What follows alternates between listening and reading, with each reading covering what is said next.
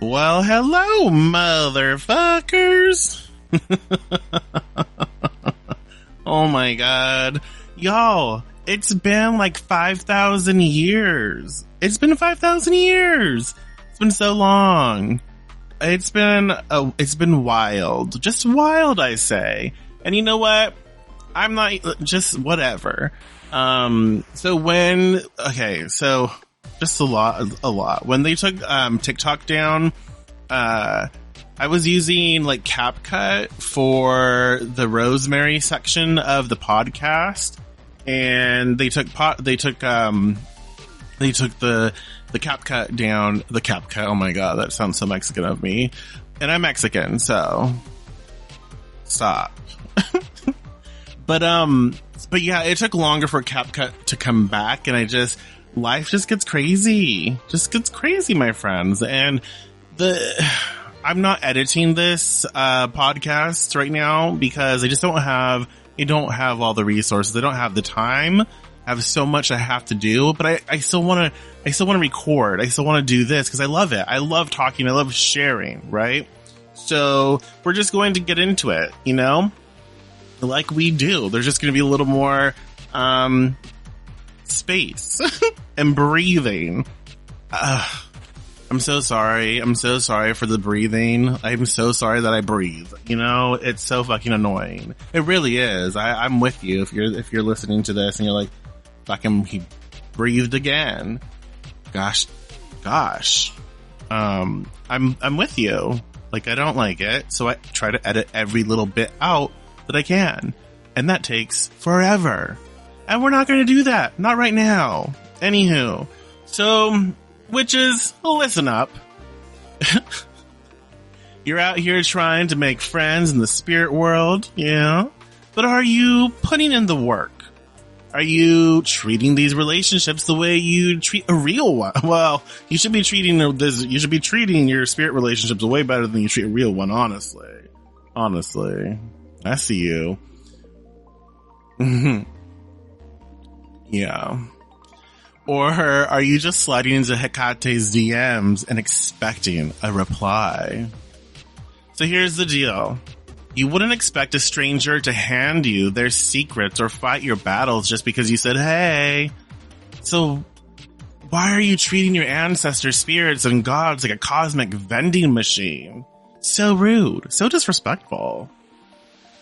Y'all know this is me.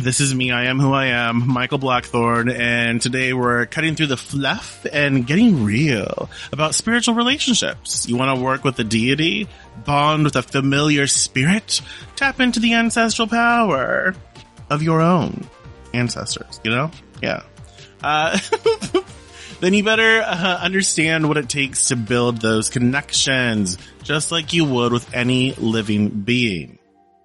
In this episode, we're diving into how to approach spirits, ancestors, and deities with the right energy, what not to do, and why a true relationship is always a two-way street. Honestly, my friends, honestly, so many tangents, right? But this was asked of me, but not really, kind of. What was asked of me was to do something on connecting with your gods, and I'm like, you know what? I can kind of cover something different. We need to talk about building relationships, and building relationships can be with your spirits, your guides, your gods, your ancestors, right? The plant spirits, all the things, right? And so I think it's so important that we understand at the core of all of this, at the core of witchcraft even, it's the facilitation of relationship, the ebb and flow of relationship. So these relationships, we'll say spiritual relationships, right, are just that. They're just relationships. They require time, trust, and mutual respect.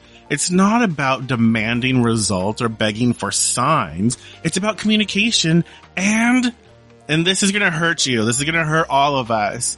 It's about communication and what? Consistency. I know. Rude as fuck. Consistency? The fuck is that? Yeah.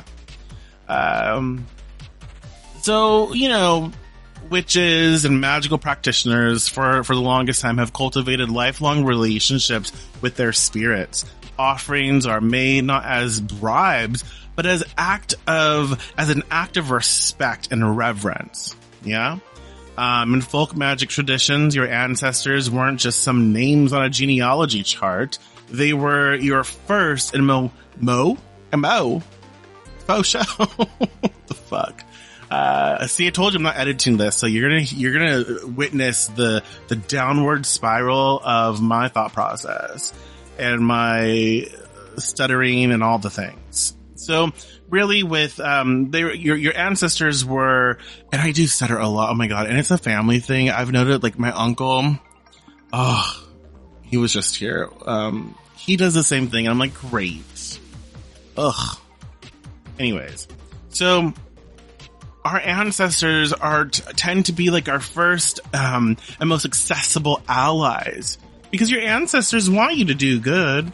They really do. They want you to succeed mostly because if you succeed, they succeed. So it's kind of like a selfish thing, but that's okay. I mean, I don't really care if you're selfish. If you just get me to get me the cash flow, honey, like, be selfish all you want. I'll give you some whiskey. That's fine. Let it flow. Let it rain. Yep. So, some common misconceptions and myths to kind of work through. And please, if you have any if you have anything that you'd like to just talk about, just share it. So something I see a lot is you need an elaborate altar to work with spirits. Okay. You have to have an altar and it has to look a certain way. And again, I'm speaking in general terms. So obviously, like, we have to take into account different traditions. If your tradition, if your religion, if your practice, whatever it is, requires you, like it says, this is how we do it, then you have to respect that. It's important.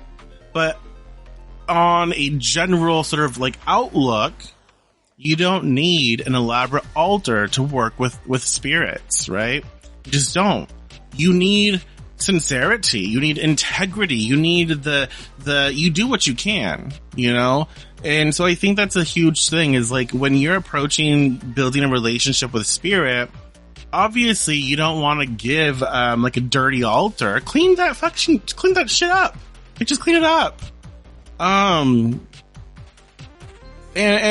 do what, you don't have to have all the things on it either. Like, do what you can, but also make it presentable. Go a little bit above and beyond for it, because you're trying to facilitate a relationship in which it's going to only, what's the word? It's only going to enliven, enhance, and uplift your life. Yeah? Another thing that is interesting that we have to talk about, there's little, what's the word I'm looking for? I don't know. The gods will punish you for getting things wrong. And kind of yes, kind of no. People, with this, we can go down this like a huge rabbit hole, but we're not going to. We're going to try to stay on track as best as we can. But like, gods will punish you for getting things wrong. So there are some people who are like, oh no, the gods are above and beyond, and they're divine, and and that somehow makes them better than, and they just, they're not this and that. They're making the gods out to be like they're perfect, right? And in respect, they're perfect in and of what they are. They're perfectly them, just like we're perfectly us. But if we read throughout like the mythology, the gods are petty as fuck. And that inspires me. You know what I mean? It's like, no, the gods aren't like somehow elevated. They just have power. they have different access to power, and they're different beings. That doesn't mean they don't have personality. That doesn't mean that they're not petty as fuck. And so that's where we have to be considerate. So the gods won't necessarily punish you for getting things wrong. If it's like ignorance, right? If it's, I didn't realize. But they're also not going to reward laziness either. Okay. And so like, I feel a lot of times what happens is someone's working with a spirit, a god, whatever, and they're trying their best, but there's like, okay, this spirit is known to like this brand of whiskey or this brand of rum or this whatever. And I have the extra money to get that, but I'm also like, I kind of want to go buy something else. So like this other brand is cheap as fuck and it's going to be just fine. Does that make sense? So it's when we start thinking and behaving in that way where that's when like the gods, spirit, whatever will come in and for sure reprimand you. Absolutely. You're gonna smack that ass and leave a mark and you're not gonna be happy about it. It's not the good kind, you know? And that's just truth. That's facts. And so it's just important. But in that same sort of context, we have to be open to, you know what? This is how much money I have and this is all I can afford that's in my budget. I don't have the extra to get this other. And so the fact that you're working with your resources and you acknowledge that you would love to do this, maybe ask the spirit, the god or whoever, like, hey, can you open a pathway for me to have a little extra to be able to get you this, right?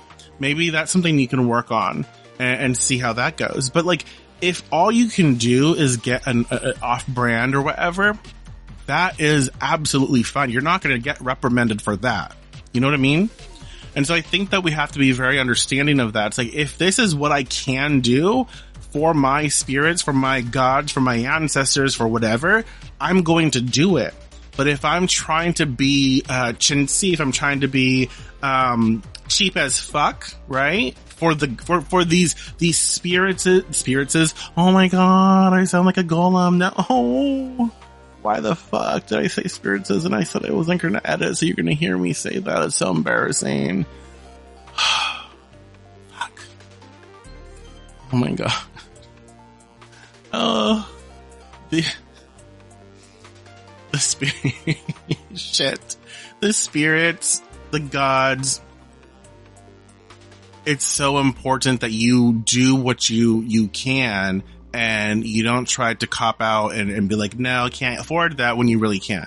That's what I'm trying to say. I totally lost train of thought because I said that word that we're not going to say again. You probably will. I'm embarrassed. I literally just turned red. Ugh. So another thing that we can talk about a little bit is spirits are always like the myth of spirits are always waiting around to help you. That's just a fucking lie. Like, spirits have a life, y'all. They have a life. They do their things. They're out enjoying, you know, their little vacay. Maybe they don't want to be around your mess because you're draining to them. So if you only call when you need something, don't be shocked when they ignore your ass. So they're not just waiting around. And that's, I think that when we think that, it's very disrespectful. Right? Because you're like, oh, you're dead, so you have nothing better to do than just to hang around and wait for me to call. That's rude. That's just rude. And so they do have things that they do. They have things, they're traveling, they're celebrating, they're fucking, they're shopping, you know, they're doing their things. So be respectful of their time and be respectful of their energy. So they're not just waiting around to help you. And that's why it's also important for you to build relationships with them, because it just shows it's a matter of respect. And then you build energy, you build a connection, and they're willing to do more. They're willing to help you because they can. They have the power to. They're like, I got you, boo. Like, I got you. You need something? I got you because you got me. Right? So, witches today love the aesthetic of spirit work. I feel like the witches today, and again, maybe I'm being an old crotchety bitch. I don't know. Probably both. Probably all of it. But witches today love the aesthetic of spirit work, but how many are actually doing the work? How many? And you might be like, well, what the fuck is it your business? It's my business because it's my passion. It's my mission to help witches help themselves. And if people don't talk about it, if we don't have these conversations, if we don't show up, if we don't course correct, then people get lazy. People forget, right? And so that's why it's my business. I make it my business because I want people to have the best results possible with what they have. So here we are talking shit. So you have to ask yourself, am I feeding my ancestors? So yeah, are you feeding your ancestors? Are you learning the history behind the gods that you want to call upon? Or are you just picking whatever looks cool on Pinterest? So now let's get into it. Let's get deeper in. Okay? We're going to talk about like foundation and core concepts here.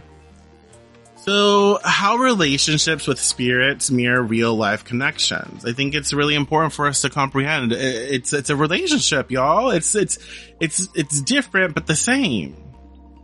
So, and you'll notice, because I think we all know about them love languages, right? The love languages, like, what's your love language? I like gifts. I like quality time. I like physical touch, whatever that shit is. Like, we should know some of it, I think. I think it's common knowledge a little bit. Mostly. Perhaps. I don't know. Hopefully. If not, you can look it up. But you'll notice that different spirits, different gods, whatever, they'll have like different love languages where, maybe they connect more in a certain way. And so you show up that way. But it's only until you actually put in the effort to learning will you know that. So let's break this down. Think about the healthiest relationships you've ever had with a best friend, a partner or partners, mentor, whatever. What made them work? Trust, respect, communication, a balance of give and take. Now, take the same energy and apply it to spirit relationships. Boom. Simple, but so complex. Right? Right. But respect, patience, and reciprocity matter. It just matters. So have you ever had a friend who only hits you up when they need something? Hey, can you cover my shift at work or whatever? Can I borrow $20? Are you free to talk? I need to vent. Well, we've all either been that friend or know that friend or both. Most likely both. But now imagine that's how you treat your ancestors, your spirits, your guides, your gods. You show up, toss an offering on the altar, say, hey, Hecate, can you help me with this job interview? And then dip. That's not a relationship. That's kind of like spiritual panhandling. And can you imagine like how that, like energetically, like how that feels? It's like the disrespect. And can you imagine like how many people do that? So again, if you want results, and what sets you above and beyond is you facilitating and tending to those relationships. So a true connection isn't built in a single ritual or through a one-time offering. It's the same as a real friendship. You put in the effort, you spend time together, you show gratitude, you listen as much as you speak. And don't show up. Don't show up only when you need something. Engage consistently. The fuck? Right. a lot of new witches and old witches, you know, a lot of witches in general make the mistake of thinking spirit work is a tool rather than a relationship. They think I'll set up an altar when I need help rather than I'll tend to this relationship because it's meaningful. Pause on that, motherfuckers. Like, pause on that, right? Sit with that for a minute. I'll set up an altar when I need help rather than I'll tend to this relationship because it's meaningful. So many, you know, are like, I'll just pick and choose. I'll do what I want. Yada, yada, yada. Bullshit. And that's hard. That's hurtful. Like, wouldn't you feel that way? Like, that's hurtful. And if we're consistent, that's probably one of the things we're consistent about is being a terrible at relationships, right? Relationships. And so just think about that. How much our practice can shift and change and not just our practice, but our life. And when we are open to tending to a relationship because it is meaningful. So imagine you have a friend who never reaches out unless they need a favor. Wouldn't you feel used? Spirits, ancestors, and deities have energy and agency of their own. They're not vending machines where you insert an offering and receive a blessing. That's kind of fucked if you think about it. If you only approach them when you're desperate, don't be surprised if they don't pick up the call. It takes consistent engagement to build a bond. Talk to them when things are good, not just when you need saving. Share gratitude, celebrate with them, leave offerings just because, not as a bribe, but as a gift. Like, I'm thinking of you.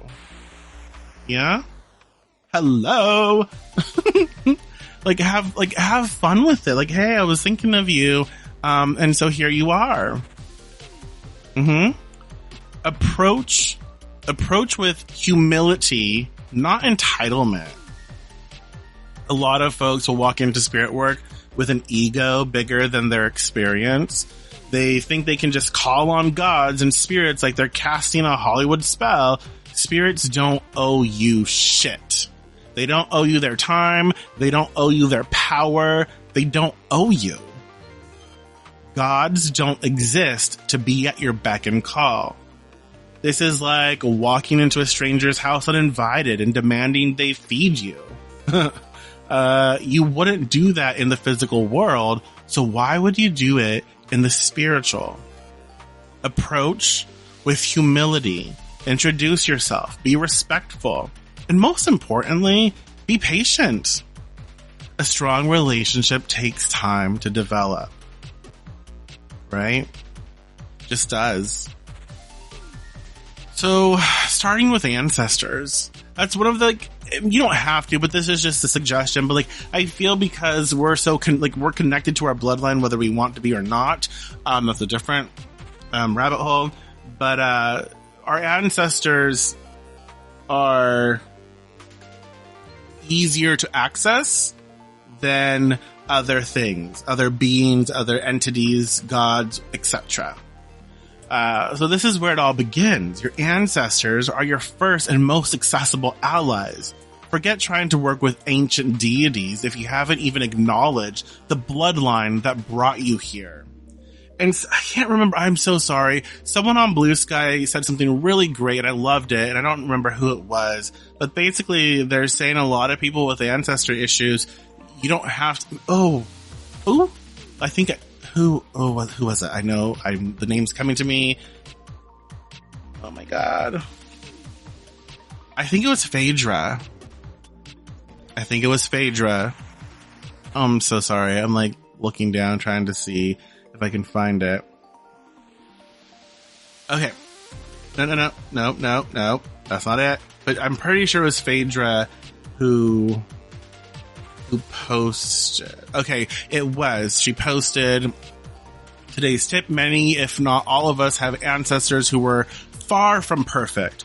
Ancestor reverence only requires us to acknowledge that their blood is our blood, and without them, we would not exist. They don't get off the hook for anything they did. We don't owe them that. So it's not like this condoning of certain behaviors, etc. Does that make sense? And I really loved how she put that. I love that, just taking time to sit with that, because it's so powerful, and it helps us to also recognize, like, okay, I can do this. I can do this.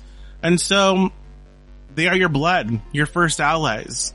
Whether you know your ancestors by name or not, they are already a part of you. Your DNA is literally infused with their stories, their struggles and triumphs, their traumas, all of the shit, right?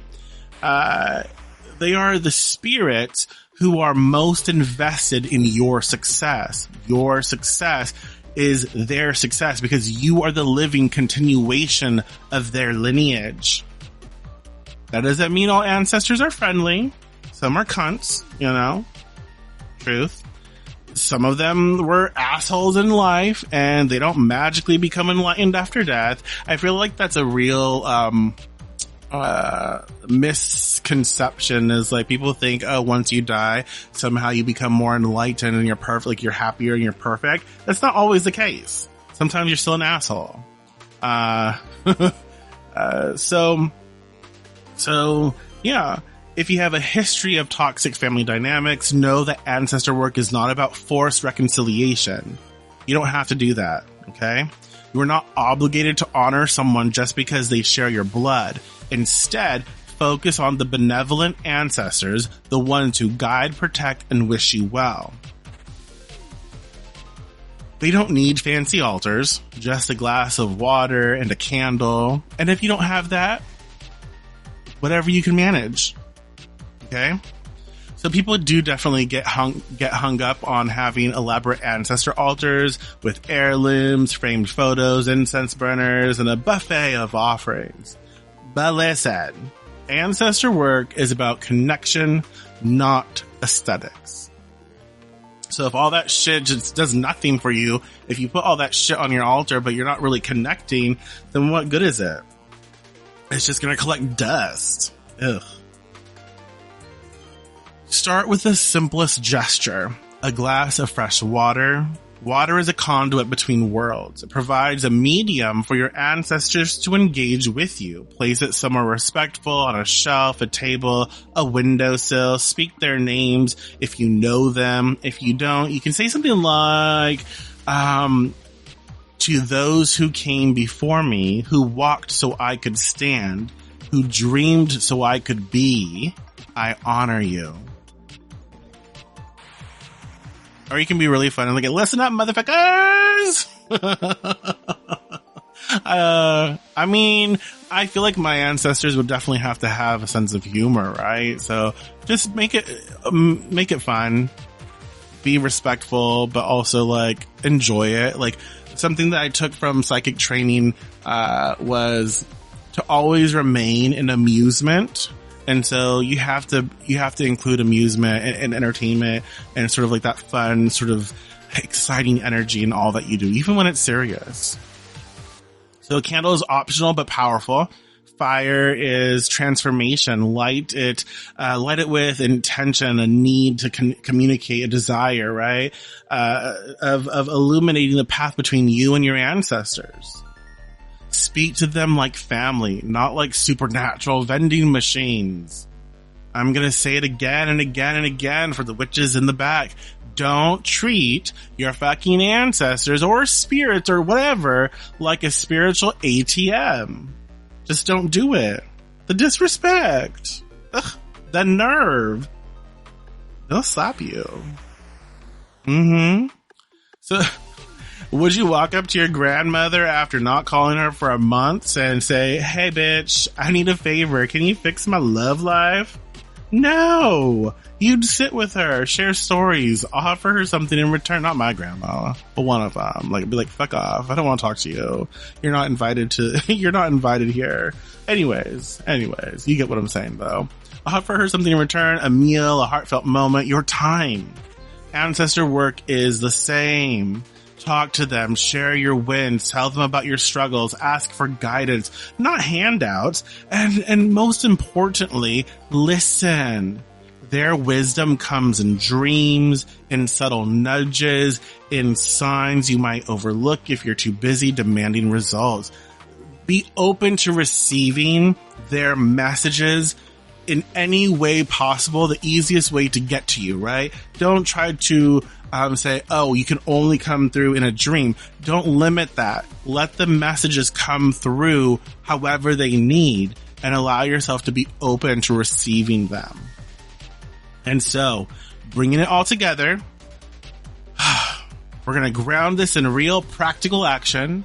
Number 1, set up a simple ancestor space. A glass of fresh water, a small candle. Your optional would be a photo or a personal item from an ancestor or something like a family keepsake or some shit like that. If you have if you want to expand upon that, you can. That's entirely your right. Do so. And then 2, start a regular practice. Light the candle and say their name. Share something about your day. Thank them for their presence. Right? Offer things that have meaning. If your grandmother loved coffee, pour her a cup. If your great uncle smoked cigars, leave tobacco as an offering. If your grandma liked gossip, tell her some. Give her some. Put some reality TV on for her. Maybe she likes the Housewives. Whatever. Do something fun. Even if you don't know them, you can offer simple things like honey, bread, flowers, all symbolic of nourishment and respect. Okay? 4, pay attention to dreams and synchronicities. Ancestors communicate through symbols, through your psychicness, through intuition, any way that they can, really, get a hold of you. Keep a journal of dreams, coincidences, and gut feelings. Write it down. 5, keep the relationship alive. Don't let the altar collect dust. That's like a huge fucking no-no. Big no-no. Like, when it gets dirty as fuck, ooh, that's bad. That's bad. Don't do it. But it's just, it's important to keep your ancestral space clean and tidy, because dust gets on it, then it's like, ugh, things are gross.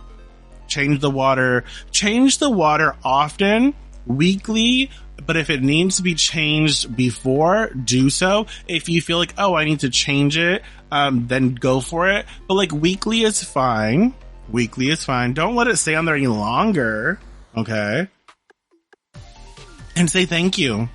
Not just when you need something, but because you value them. You value that relationship, that connection. And you can see how, this is just ancestors, but you can see how that would apply to spirit guides, familiar spirits, different entities, gods, all of that, right? Because building a relationship, it has specific foundational practices in place that help all. So yeah. So if you want real power in your practice, build real relationships. You wouldn't expect a stranger to give you their deepest secrets on day 1, and spirits, ancestors, and gods are no different. Not at all.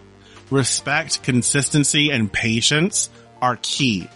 Witchcraft isn't about commanding spirits to do your bidding, it's about collaboration. It's about creating bonds that deepen over time. If you put in the effort, the rewards will come.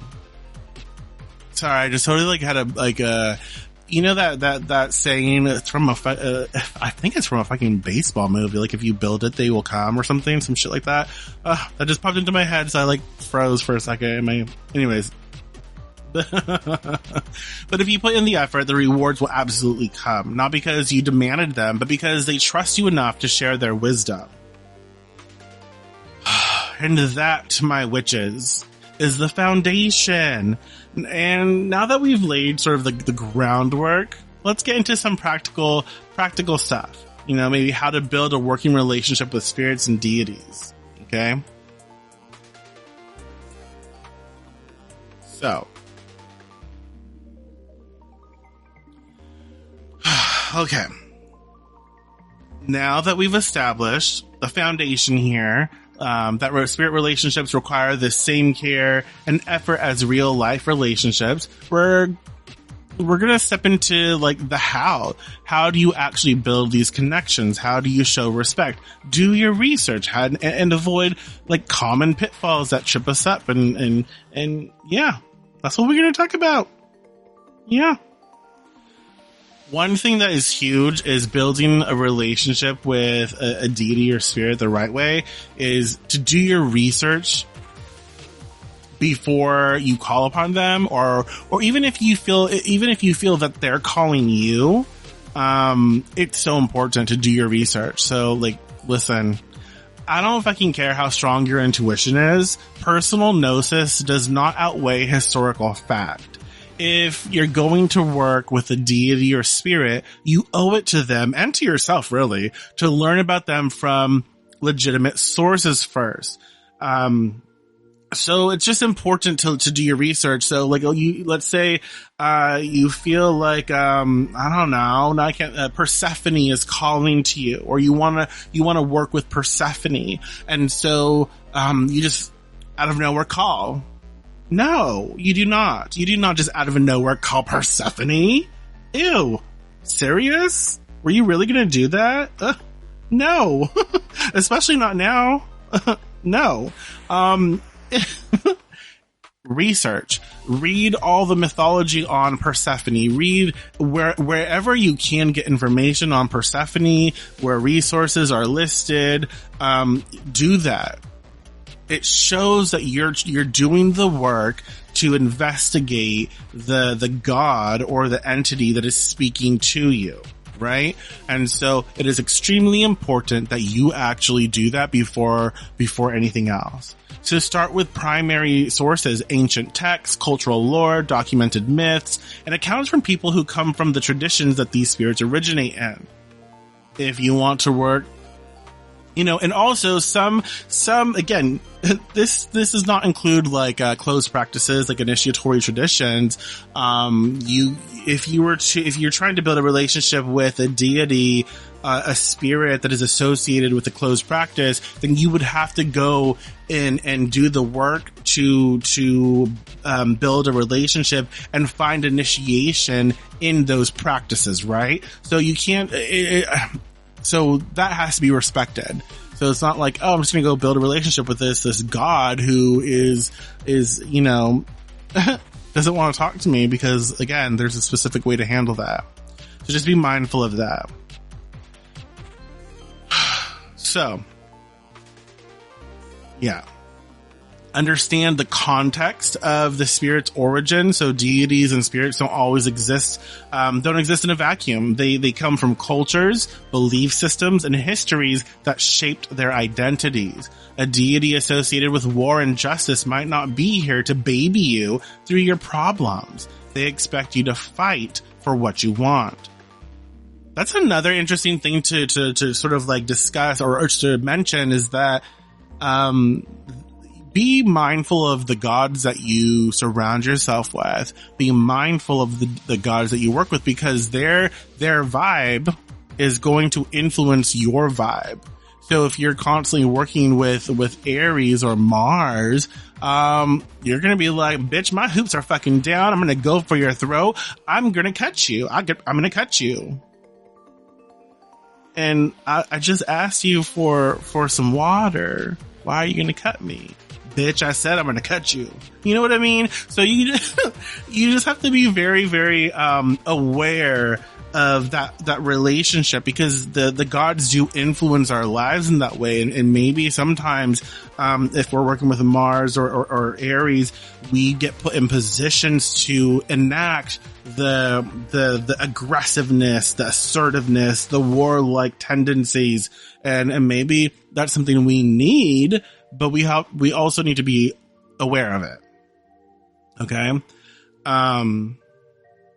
So be careful about modern reinterpretations. Okay.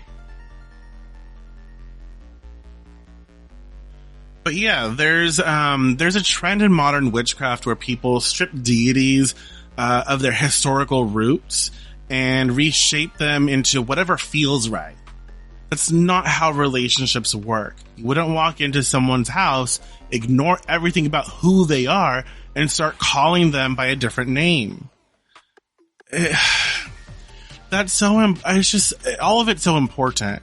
But a lot of like modern reinterpretations, especially when you see people online and social media, like this is how this god is, or this is how this goddess is, this is how this spirit is, and they're putting their own personal spin on it. Like, you guys, and this is where discernment also has to happen. A lot of people want their gods to be a certain way, and so they're projecting their own shit, like their own daddy mommy issues onto the deity, so the deity comes in and makes up for that. You know what I mean? And so it's very important to be very discerning. So just be mindful of that. Introducing yourself. Respect first, ego last. So once you've done your homework, it's time to reach out. The first contact should be low pressure and respectful. Think of it as knocking on someone's door rather than barging in. And I think the thing about this is, like, when you start to research the gods, they know, they feel. So that sort of like that ripple effect, that energy is being emitted, and it's showing like, oh, this person's looking me up. Hey, girl. You know?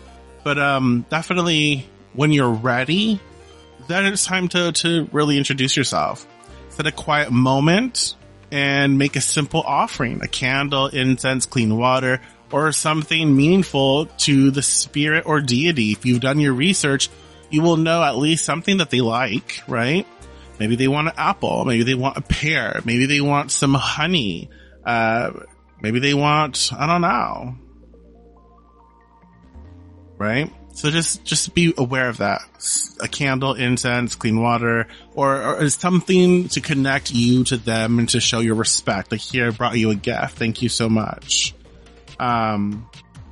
Speak their name with intention and respect. Okay? Don't beg for attention.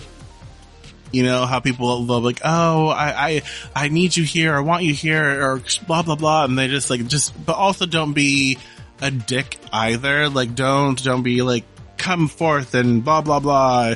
Just be respectful. That's all that's all I can say is, like, be respectful. Make your intention clear. You know, something like, I seek to understand you, not to demand of you. If you are willing, I am listening. I seek to build a relationship with you. I feel like we could work well together. I feel the call to possibly, whatever, you know, possibly devote myself to following you, or whatever it is, whatever you want to say. Be honest. And then you wait. No immediate fireworks, no assuming every random shadow in the room is a sign. You listen. If a god or spirit wants to work with you, you'll know. But it won't be because you force the relationship. Okay? So, spiritual etiquette, how to show up properly. Offer what is traditionally appropriate. So I cannot stress this enough. Not all offerings are universal. You wouldn't bring steak dinner, right, to a vegan guest. So don't offer alcohol to a spirit that maybe prefers honey, milk, or flowers. Research their historical offerings first. Consider cultural context. Some gods reject modern processed foods or expect offerings with specific rituals. If in doubt, keep it simple. Clean water, bread, incense, or herbs associated with them. If you make an offering, maintain it.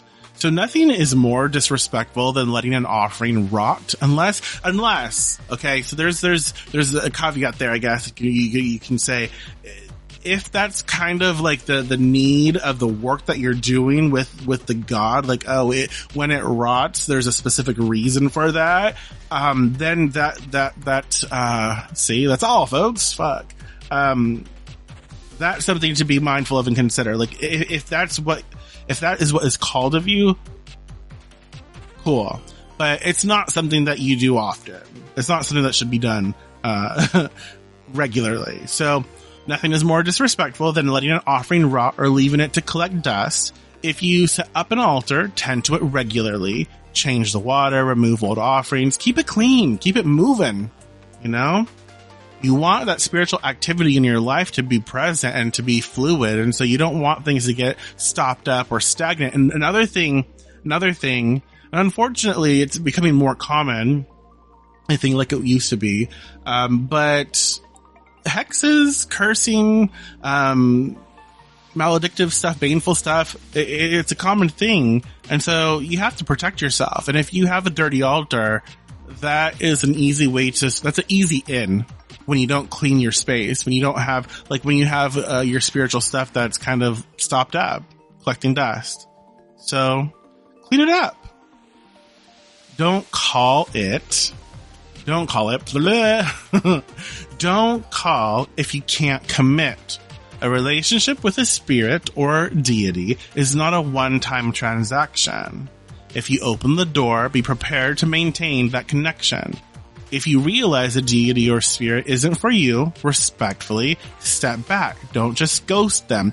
That's another thing. Like if you are feeling called to maybe a seasonal shift and you want to honor gods in a seasonal way, then when you're introducing yourself to them, put that out there. Like, hey, this is not like a forever thing. I feel like this is going to be a seasonal thing. I would love to get to know you better, whatever it is. And also, don't ghost them if it doesn't work out right, or if you're like, I'm not feeling it. Respectfully, show up, leave an offering, and say, hey, thank you so much. I feel like right now is not my time for this relationship, but I appreciate you allowing me the time for this. You see how that's done? Super ease. So an example would be like if you've been working with a deity but feel the relationship isn't right, acknowledge it properly. Thank you for the time and guidance you've shared with me. I step back from this connection with gratitude and respect, with ease and grace. What if a spirit or deity doesn't respond? So you've done your research, made your offerings, and reached out, but you're getting crickets. What now? Consider why. Not every spirit or deity is meant to work with you. Some yes, the gods gatekeep, my friends. Yes, they for sure fucking do. Ugh. And with reason. Like, did I do a blog post? I talked about gatekeeping somewhere and how the modern version of it and what it actually means. Yeah. Anyways, that's a different time. Let's get back on track. This is gonna be a long ass podcast coming back. I'm so sorry, you guys. But it is what it is. So not every spirit or deity is meant to work with you. Some require deeper commitment. Some may already have strong bonds with others and just aren't available for casual contact. Maybe, again, gods go above and beyond, so it's like that could be a thing, but it most likely isn't that. But it's something to consider. Ask yourself, are you genuinely compatible? Deities and spirits have their own personalities, priorities, and values. If you're trying to work with a god of discipline and structure, but you resist every form of routine in your life, they might not take you seriously. Were you approaching with entitlement? If you walked in with the assumption that a deity must work with you, that might be the problem. Spirits they just don't owe us their time. As well, patience is key. Sometimes the answer isn't no, it's simply not yet. You have to be careful with that one though, because you can get yourself in trouble now. That's not okay. Keep doing the work, keep honoring your craft. Sometimes spirits test your consistency before they show up. You have to allow them to show up. You have to allow yourself to receive that. You can also do divination, like what am I not doing? What am I not getting here? Right? So building spiritual relationships is about mutual respect, patience, and effort. If you're not willing to invest in learning about a spirit or deity properly, why should they invest in you? So before you light that candle and make that offering, ask yourself, have I taken the time to understand who I'm reaching out to? Am I showing up with respect rather than expectation? And also ask yourself, like, why do I want to build this relationship? Like, what is it that I need out of this relationship, and why do I need it? Am I prepared to maintain this relationship, not just when I need something, but as a long-term practice? Spirits and gods don't need more people calling on them. They need people who mean it. If you're ready to build something real, start with knowledge, move with sincerity, and stay consistent. All right, we're moving along, my friends. We're moving along. So we're going to move into our last segment. Then I have another thing to share. And we're going to talk about, this one's a big one. This one, it's a lot. So I apologize already. But it's about cosmic timing, moon phases, and planetary movements, and how they can enhance your spirit work. Okay. So this segment is, I love astrology. I just do. It's a huge part of my practice. And so I incorporate it in everything, literally everything. It helps me learn astrology as well when I incorporate it in my work. So cosmic and seasonal alignments, timing your spirit work for maximum impact. Okay. We've laid the groundwork. Okay. And now let's talk about timing, because in magic, just like in life, timing matters. Some energies are stronger at certain times, and if you align your practice with the lunar cycle, planetary transits, and seasonal shifts, your connections with spirits will be stronger, clearer, and more profound. Or have the potential to be. You know, you don't have to. It's just, it gives you that extra, sort of, the extra oomph.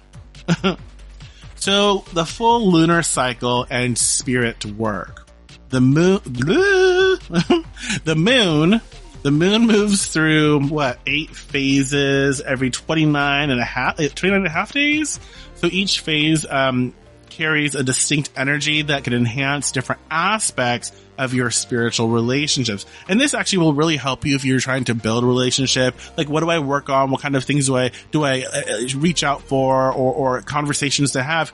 The lunar cycle can really influence, those topics, right? And so the new moon, let's start with the new moon, which can be associated with like initiation and invitations. So it's best for introducing yourself to a spirit or deity, or your ancestors, right?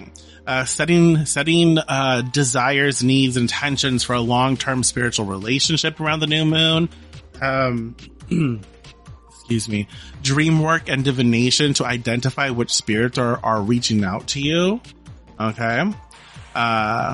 So new moon suggested ritual for spirit introduction. Sit in a dark, quiet space with a single candle. Speak an invitation. So to the spirits and guides aligned with my highest good, I open the door with honor and respect. If you wish to connect, I am listening. Meditate, listen, and record any impressions. Again, be careful. Practice protection, all this stuff.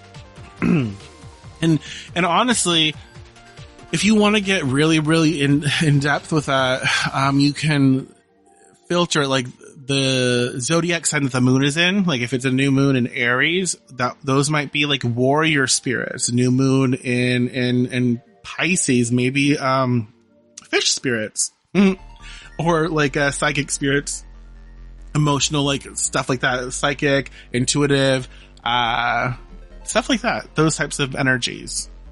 So waxing crescent, you might want to focus your your relationships on building trust and consistency at the waxing crescent energy. Best for establishing regular offerings, strengthening your connection with an ancestor, guide, or god, writing down your spiritual commitments, like keeping a spirit journal.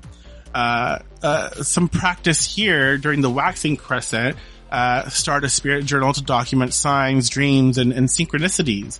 Commit to a small but consistent practice, lighting a candle daily, speaking gratitude, or making a weekly offering. Something to build momentum, right? To grow. First quarter would be action and deepening the connection. Okay. So it would be best for making your first formal offering to a spirit or deity, actively engaging with them through prayer, divination, or meditation. asking for clarity if you're unsure about a connection. Something to practice with during the first quarter would be to write a letter to a spirit or deity, offer something of personal significance, such as homemade bread, flowers, or incense. If they respond, commit to honoring their presence with regular actions, regular follow-through. The waxing gibbous, honoring and strengthening bonds, best for strengthening your reciprocal relationship, giving back as much as you receive. Learning more about the spirit deity through books, myths, and cultural history. Asking for guidance or wisdom rather than material favors. And a little working you might consider during the waxing gibbous moon. Spend time learning about the history and traditions of the entity you're working with. Offer something connected to their historical or mythological background. So, if working with Hecate, consider leaving maybe some garlic and honey at a crossroads while connecting with her and saying, thank you. Full moon, manifestation, spirit communication, and deep work. It's really a powerful time. Best for direct communication with spirits through trance, divination, or dreams. Asking for signs and omens regarding your relationship. Making dedications to deities or spirits during the full moon. Commitments, Spirit summoning, mediumship, and necromantic work, especially for ancestor veneration. Something to possibly consider working during a full moon to be set up a sacred space with a bowl of moon-charged water for spirits to communicate through. Ask them for a clear sign or message and observe your dreams and synchronicities over the next few days. If you feel ready, make a formal commitment such as dedicating an altar space or a long-term offering schedule. The waning gibbous, gratitude and reflection. Best for saying thank you. Reviewing the past month's experiences with spirits, offering food, drink, or flowers as appreciation. Honestly, offering food, drink, or flowers for any time would be fine. Asking for continued protection and guidance. So, the waning gibbous, this is a good time to focus on reflecting around our relationship and being grateful for the relationship, right? So be open to that. The waning gibbous offering, write a thank you letter to your spirits or ancestors or gods and burn it as an offering. Reflect on how your spiritual relationships have grown and what you've learned. The last quarter, cleansing, releasing, and refining the connection. So the last quarter moon would be best for cutting ties with spirit or practices that no longer serve you. Finalizing a sort of a relationship, right? Refining your approach if something hasn't been working, doing protection work if you've been experiencing spiritual fatigue.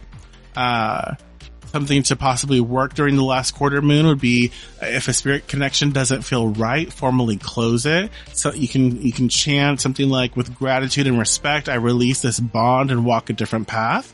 Cleanse your altar and home using smoke and salt or sacred waters. The waning crescent, rest, protection, and dream work. Best for pulling back from active spirit work to rest and recharge. Seeking ancestral guidance through dreams, doing protection and warding work to keep negative influences at bay. And something to sort of practice during this time would be maybe to set a protective barrier around your altar with black stones, like black tourmaline, black obsidian, smoky quartz, or iron or witch's salt, like traditional witch's salts, black salt. Ask your ancestors for wisdom through dreams, keeping a notebook nearby to record any insights. So that's a lot, I know, but it's just going to get more. We're just going to get more. Planetary alignments. So Mercury retrograde is something to consider. Mercury retrograde is 3 to 4 times in a year. So it's a really good time for reconnecting with ancestors and spirits that you've lost touch with. Not a great idea for starting new relationships. Again, you do what you do. Don't let it prevent you from doing it, because communication could just be messy and wonky. And when we're building a connection with God, we probably don't want that, right? perfect for reviewing and refining your approach to spirit work. So during Mercury retrograde, we can see what sign it's in, how it's influencing our natal promise or natal chart, and maybe how that might affect our connection with our spirits. Samhain and Beltane. The veil, the perception of the veil, right, is extremely interesting during Samhain and Beltane. So it allows for spirit communication to be very, very strong. It's just like a collective thing. Ancestor work and underworld deities are most accessible. Best times for deep divination, past life recall, and necromantic stuff, mediumship stuff. Just because of that, the vibe, the powerful vibe that they both offer. Venus retrograde, if you want to approach it from the perspective of you as witch in relationship to deity, spirit, ancestor, it would be a great time to evaluate relationships, including your spiritual relationships with deities and guides. It's not ideal for making commitments, but great for reassessing who you work with. Yeah.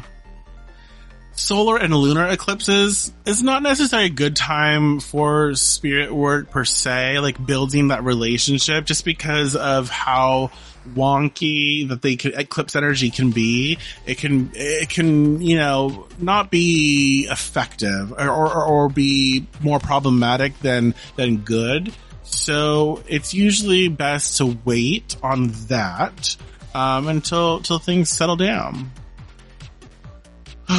So, yeah, there's a lot. Where am I at? Okay, so I'm gonna give you like just a yearly plan for spirit work. Like this is just a hypothetical. This is just like if you want to do this, and if you work with the wheel of the year. If you don't, like, pay attention to the seasons wherever you live, like how those naturally shift and change, and you can kind of like fall into that. So like during winter, you'll have maybe focus on deep, because winter cold, like it seals things in and it shrinks, right?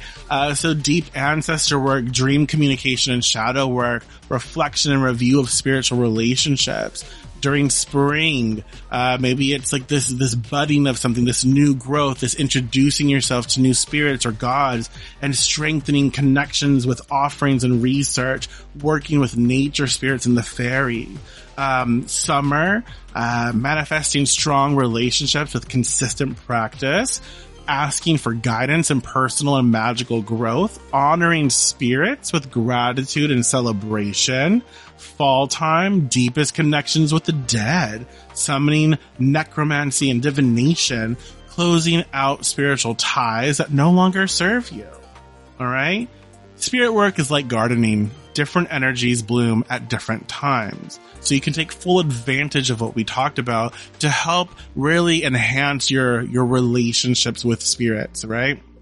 If you want to build strong, lasting relationships with spirits, gods, and ancestors, align your work with the cycles of the moon. You don't have to, but it helps. Respect the planetary energies at play. Honor the seasonal flow of the witch's year, of whatever that is for you. Your magic will be stronger, your connections deeper, and your path that much more aligned with the forces of the universe. Okay. So, let me see. I couldn't think of a question to have like Rosemary talk about. And so like I don't have a Save Me Rosemary segment, for this. I have something I wanted to say, so I'm just going to call it, hexing the harm. Why do what you want isn't always the answer. Then we'll close up, okay? But this is something I feel like I have to say. I've done an episode on this before, but we're going to talk about it again because it keeps coming up and it just, I don't know. So it's definitely time to have a real talk about something that keeps popping up in magical spaces. This idea that it just doesn't matter. Just do what you want. We see it all the time when conversations about cultural traditions, historical accuracy, and power dynamics come up. And let's be blunt, that mindset is dismissive and it just is. It's dismissive at best and harmful at worst. So today we're going to, in this little segment here, we're diving into why it does matter, how the do what you want mentality minimizes entire traditions, and what it really means to approach magic with respect and accountability. So where does the do what you want mentality come from? There's a lot of things I think that are associated with this. And there's a reason why so many witches cling to this phrase. It comes from a few different places, several actually. Freedom of practice. Many people come into witchcraft after escaping restrictive religious upbringings. They want autonomy, rightfully so. They want to reclaim their spiritual power, and that's valid. Witchcraft is, in many ways, a path of personal sovereignty. The Western, this really is it, the Western individualist mindset. So a lot of us, especially in the US and other Western cultures, are raised with the idea that personal freedom trumps all. If it doesn't hurt anyone, do what you want.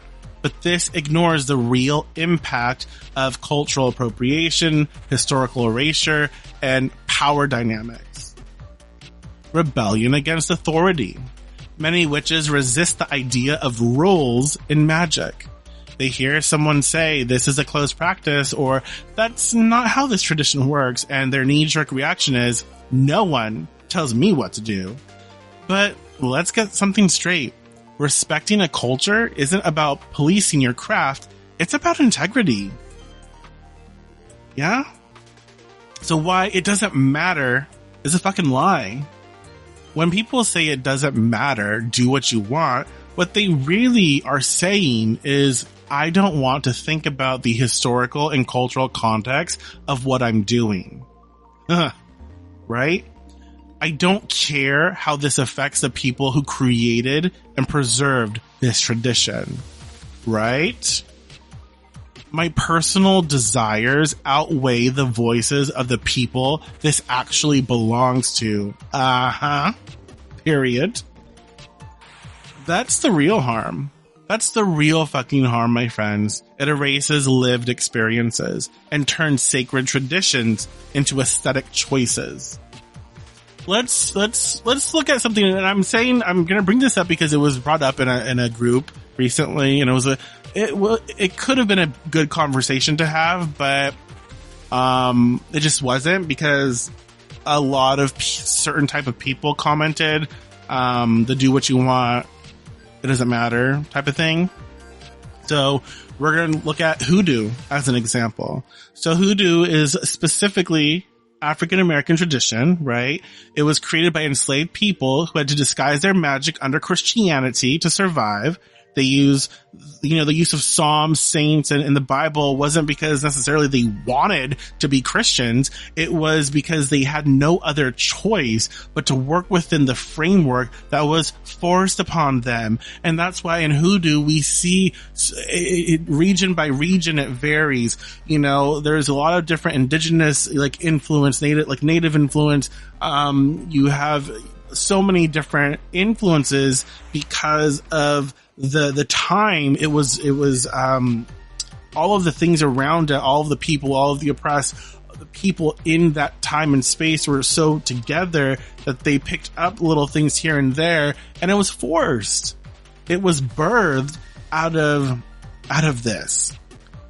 And it really fucks me up when people are like, you can call yourself whatever you want, do what you want with, and they're trying to take like the real, the painful trauma and the richness in the stories that the people who built this, and I guess I shouldn't be so surprised because it happens all the time, is what continues to happen.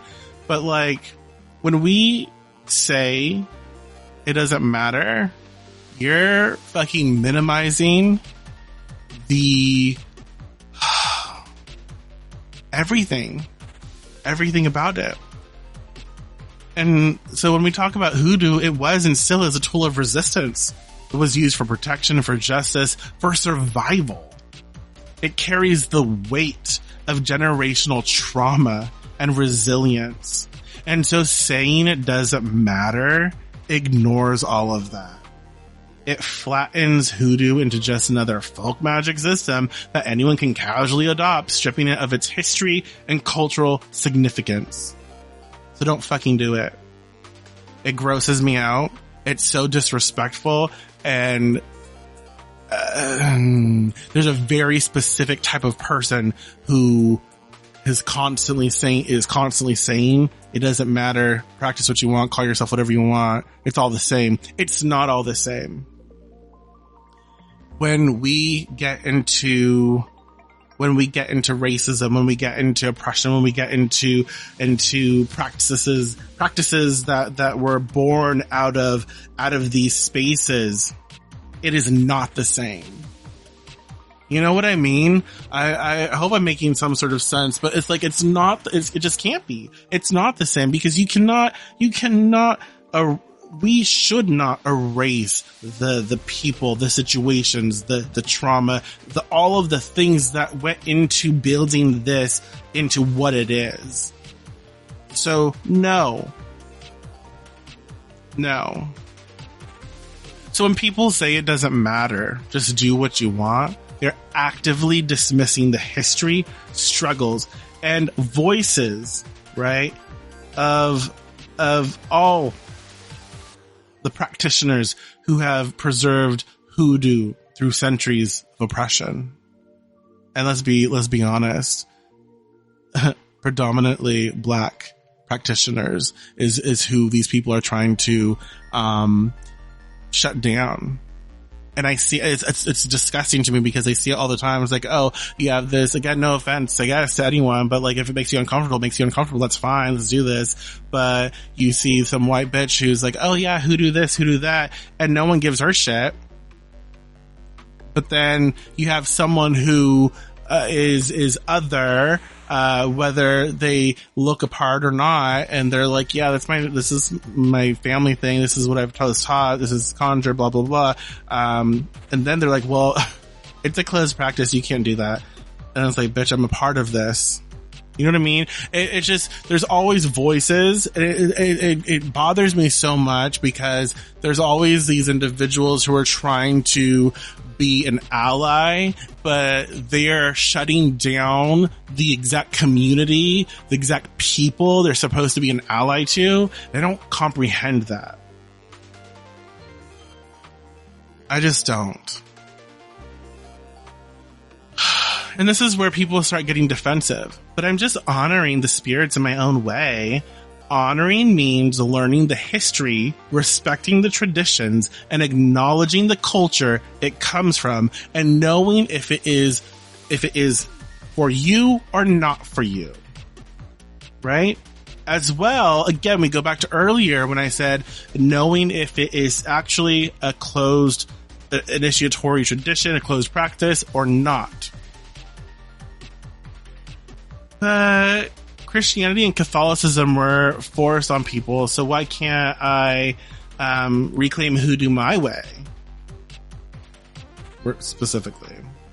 And Christianity was used as a tool of colonization, but again, practitioners, so if we're talking about hoodoo here, hoodoo practitioners adapted it into a source of power and resistance. It wasn't passive assimilation, it was strategic survival. That's a crucial difference, and that's why you can't just take something, strip it, and then make it something that you're comfortable with, and then be like, yeah, this is what I do. When you totally rebranded and you stripped it from its source. Ugh. I'm like disgusted talking about this.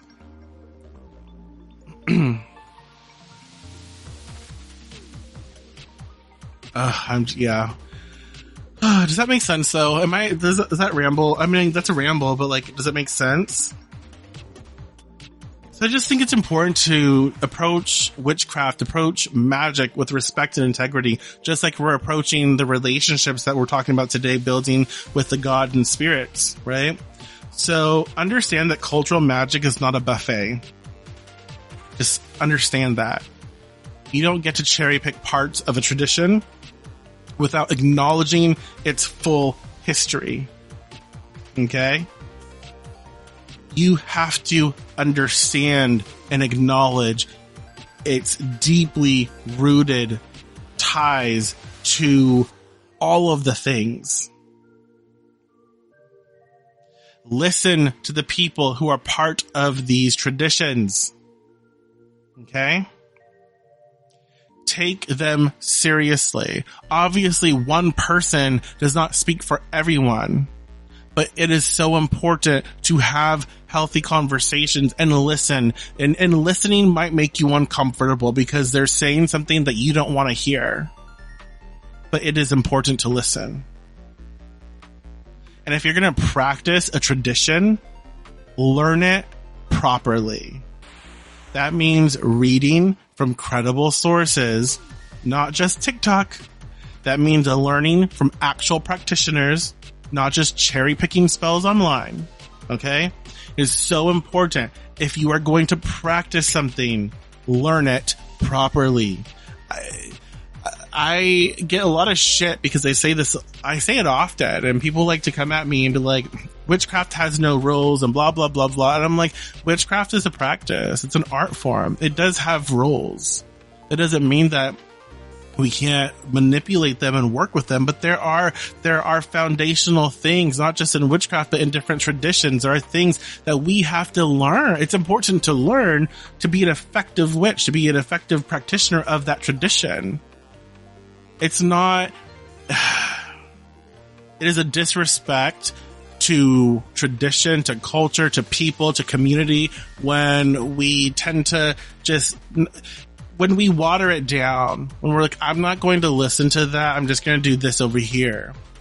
There's a difference when we comprehend a tradition and we alter our practice around our comprehension and we know how to navigate it. That's different. We're not dismissing anything. We're like, we know how to practice it. We know how to do these things. And now because we know how to achieve what we want, we can navigate it differently.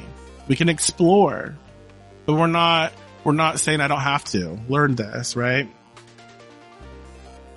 And I think that it's so important for us to recognize the difference between appreciation and appropriation. Appreciation is learning about a tradition, honoring it with respect, giving credit where it's due. Appropriation is taking elements of a tradition while ignoring its cultural significance and the voices of those who practice it. That's just like, that is extremely watered down, but that's what it is. And then ask yourself, like, why am I drawn to this practice? You know what's funny is I find that a lot of people are drawn to specific practices, especially when it comes to like folk magic, when it comes to conjure, when it comes to hoodoo, even when it comes to like voodoo. They think it's, how do I put this? Because of the people it comes from, because of the rich history, the community, they think it's going to be more powerful for them. Does that make sense? I'm not saying it's not powerful, but in their head, and that's a problematic thinking too. In their head, they're thinking, oh, this is more powerful because it's like, the word they love to use, like exotic. But they're thinking, oh, wow. And they want it because they can't have it, or maybe they can, but they you know what I'm saying? It's like they want something because they're told that maybe they have to do extra work to get here, or they can't have it, or whatever it is. But then they want to make it their own, not because they, and this is just generalization. This obviously does not apply to everybody, but they want it because they just want to acquire it. Not because they're called to honor a practice, but because they don't have it and they need it. It's a compulsion. So are you drawn to these traditions, these practices, these whatever, because of its history, its ancestors, and its roots and resistance? Or are you drawn to it because it looks cool and you like the idea of using the certain items that is a part of this tradition in your magic? So it really is important to take a step back and reconsider your approach when you're looking at things from this space. Magic is powerful. Words are powerful. The way we engage with traditions, it just matters. So if you want to be a witch who truly respects the craft, then stop dismissing the conversation with it doesn't matter. Do what you want. Because it does matter. It does matter. And maybe you don't comprehend what that actually means. Maybe you're taking it differently than what it's meant to mean, but it does matter. And not because there are rules in magic, but because witchcraft is about truth. If you aren't willing to face the truth of where these traditions come from, then what kind of witch are you? And with that, that's I'm so sorry. I'm not editing that out. And with that, my friends, that's all. I'm gonna finish up closing here, but we're done. I can't believe I've talked this long. I'm so sorry, but again, I just don't have the resources and time to edit, so it's gonna go up like this, raw. So that's a wrap on today's episode. If there's one thing I hope you take from this, it's that magic, real, powerful, transformative magic, is built on relationships with spirits, with ancestors, with gods, and yes, even with each other. It's about respect and reciprocity and responsibility, not shortcuts, not entitlement, and definitely not dismissing things just because they don't personally affect you.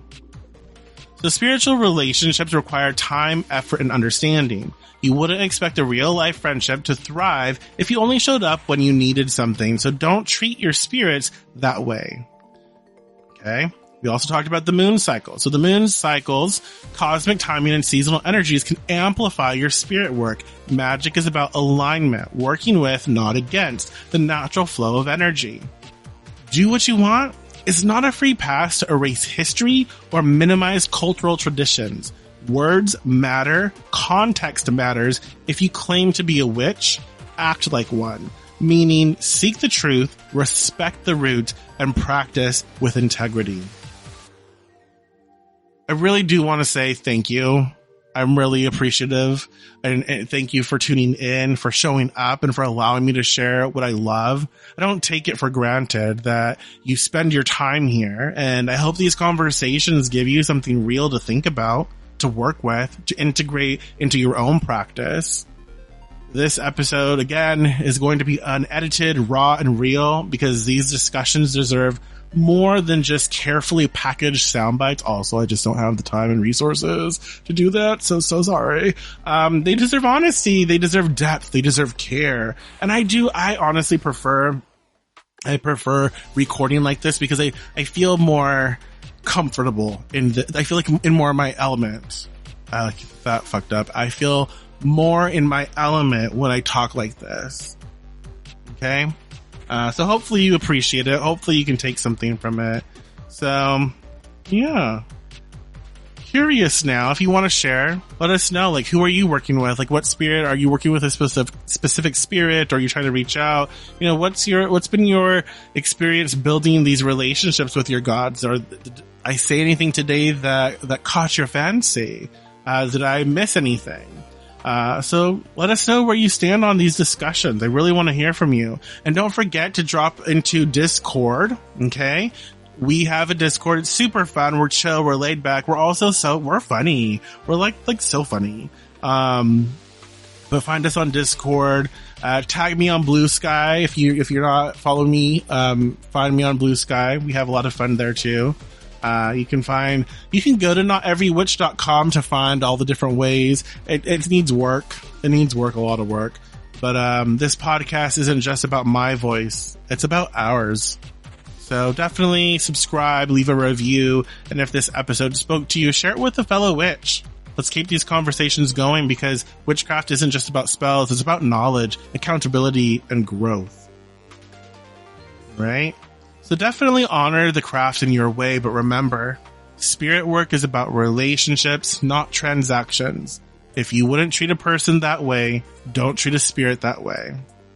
Until next time, witches, keep learning, stay powerful, and don't fucking half-ass your relationships with the unseen. Okay, bye!